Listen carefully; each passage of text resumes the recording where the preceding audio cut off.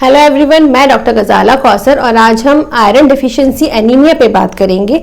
Anaemia खून की कमी को कहते हैं और आयरन की वजह से जो खून में कमी हो जाती है उसको आयरन डेफिशिएंसी एनीमिया कहा जाता है।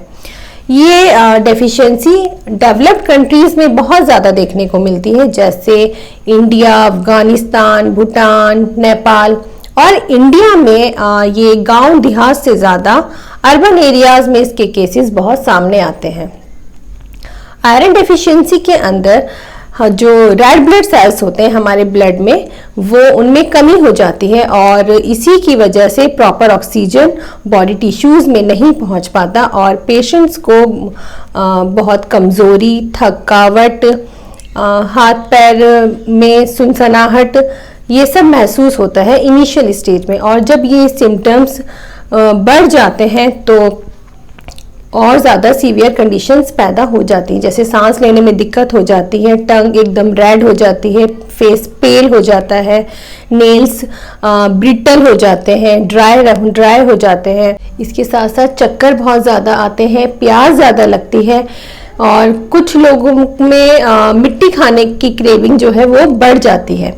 तो ये सारे सिम्टम्स आयरन डेफिशिएंसी के पेशेंट्स में देखे जाते हैं। नेक्स्ट अब हम आते हैं इसके कॉजेज़ की तरफ कि ये किन कारणों से होता है।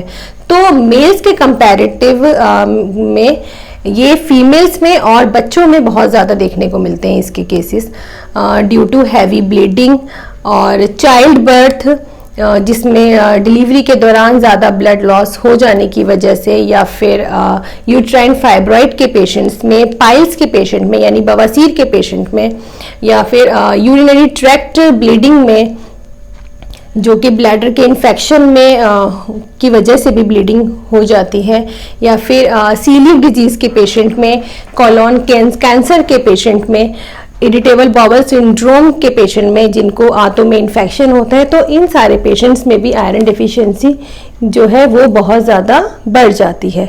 या फिर उन पेशेंट्स में जिनको नेज़ल ब्लीडिंग होती है, नाक से यानी कि नाक से खून आता है, या फिर जिनको बलगम में खून आता है, या फिर उन पेशेंट्स में जिनके पेट में कीड़े बहुत ज़्यादा होते हैं, जो फास्ट फूड ज़्यादा खाते हैं, ऐसे लोगों में भी आयरन डेफिशिएंसी के केसेस काफ़ी ज़्यादा देखने को मिलते हैं।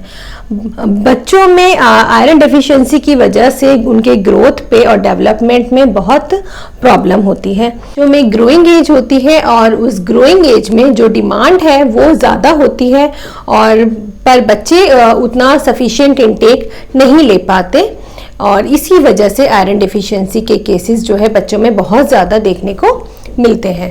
नेक्स्ट अब हम आते हैं इसके इन्वेस्टिगेशंस की तरफ कि हम इसको रूल आउट कैसे करेंगे। तो इसके रूल आउट करने के लिए कुछ ब्लड टेस्ट कराए जाते हैं और जो फर्स्ट मार्कर टेस्ट है इसका वो है कंप्लीट ब्लड काउंट, जो कि कोई भी डॉक्टर सबसे पहले जिसको सजेस्ट करता है कराने के लिए।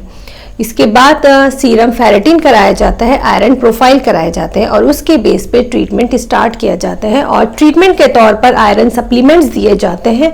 और ड्यूरिंग प्रेगनेंसी कुछ पेशेंट्स जो हैं वो ओरल आयरन को एब्जॉर्ब नहीं कर पाते या नहीं ले पाते, जिसकी वजह से फिर आयरन के इंजेक्शन सजेस्ट किए जाते हैं और इंजेक्शंस के थ्रू उनको लगाया जाता है। और इसके साथ साथ विटामिन सी सप्लीमेंट्स भी दिए जाते हैं, क्योंकि विटामिन सी के लेने से आयरन का एब्जॉर्प्शन रेट जो है वो बहुत ज़्यादा बढ़ जाता है। नेक्स्ट अब हम आते हैं इसके मेन पॉइंट पे, जो कि है फूड, यानी कि क्या फूड ले हम जिससे हम आयरन की कमी को दूर कर सकें। तो उसमें पहला है ग्रीन लीफी वेजिटेबल्स। जितनी भी हरी पत्तेदार सब्जियां हैं उनमें सबसे ज़्यादा आयरन पाया जाता है, जैसे कि पालक, बथुआ, मेथी, मटर, बीन्स, इन सब में आयरन कंटेंट्स बहुत ज़्यादा होता है। नेक्स्ट हम ले सकते हैं काला चना, गुड़, सीरियल्स, इन सब में भी आयरन बहुत ज़्यादा होता है।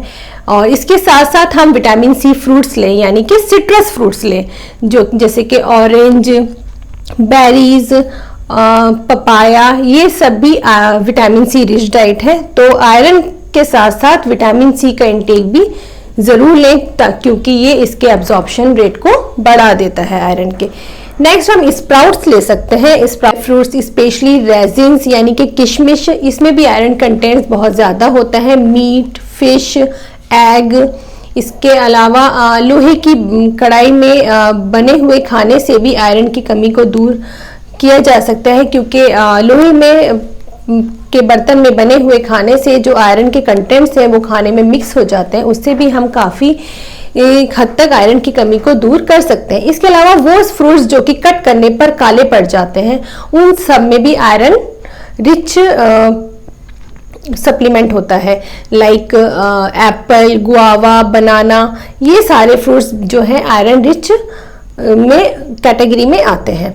सो I hope I have clear all points related to iron deficiency anemia. So meet you all in the next video with the new topic. Till then, take care and stay healthy.